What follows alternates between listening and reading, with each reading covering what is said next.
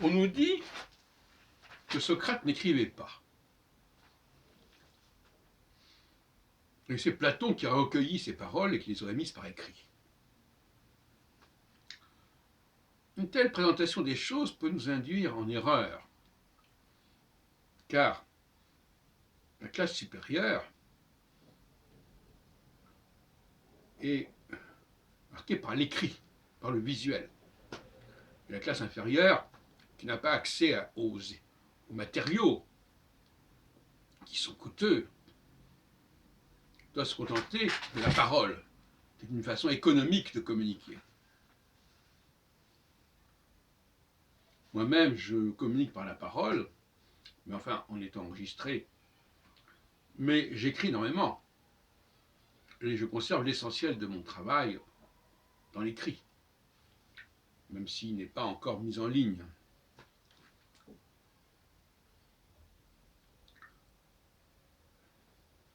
L'oralité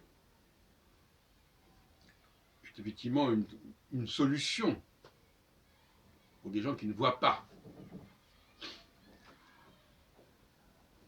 Quelqu'un qui ne voit pas, ben on va lui lire les textes.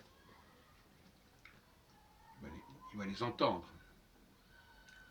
Mais la pensée ne fonctionne pleinement que face à l'écrit.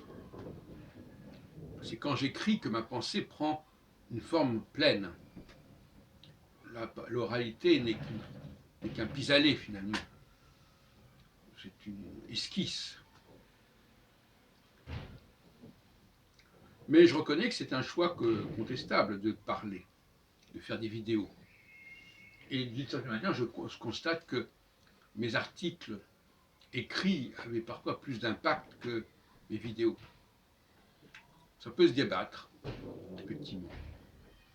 Il est possible que l'oralité soit une forme de déclassement par rapport à l'écrit. Et c'est vrai que beaucoup de gens sont plus à l'aise dans la parole que dans l'écriture. Et c'est toute la question qui se pose.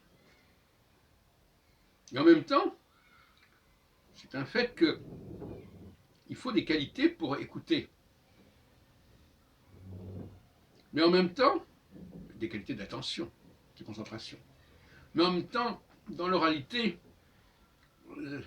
la concentration est plus vague, plus diffuse. Est-ce qu'on cherche vraiment à comprendre? Est-ce qu'on comprend vraiment tout ce qui est dit? Est-ce qu'on prend le temps de comprendre, comme on le ferait lorsque c'est écrit? Ce qu'il faut comprendre, en tout cas, c'est que cette question de l'or et de l'écrit a un rapport avec la richesse, avec la classe sociale.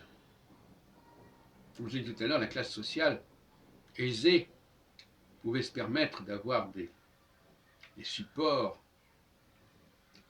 parchemins, papyrus, tablettes, et également des stylets, des formes d'écriture, d'encre, etc. Et d'ailleurs, pendant très longtemps, une partie du peuple était analphabète. Analphabète, c'est quelqu'un qui parle, mais qui ne sait pas écrire et qui ne sait pas lire. Je rappelle encore une fois, comme je l'ai dit dans une autre vidéo, que lire est un terme ambigu, parce que ça peut vouloir dire à la fois lire un texte et le déclamer. Je sais lire, c'est-à-dire je sais parler. Or, en réalité, ce n'est pas la même chose. Si je lis un texte à voix haute, ça s'adresse à des gens qui ne savent pas lire, si on peut dire.